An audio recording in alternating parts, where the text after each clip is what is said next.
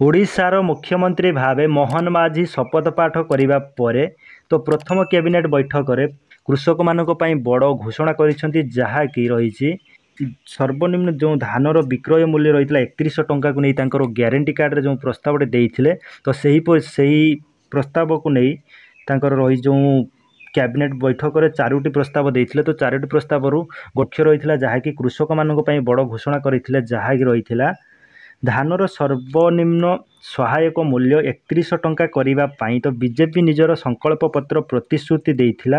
ତ ରାଜ୍ୟର ନୂଆ ସରକାର ସମୃଦ୍ଧ କୃଷକ ନୀତି, ରାଜ୍ୟର ନୂଆ ସରକାର ଯେଉଁ ବିଜେପି ସରକାର ଗଠନ କରିବା ପରେ ମୋହନ ମାଝୀ ଶପଥ ପାଠ କରିଛନ୍ତି ମୁଖ୍ୟମନ୍ତ୍ରୀ ଭାବରେ।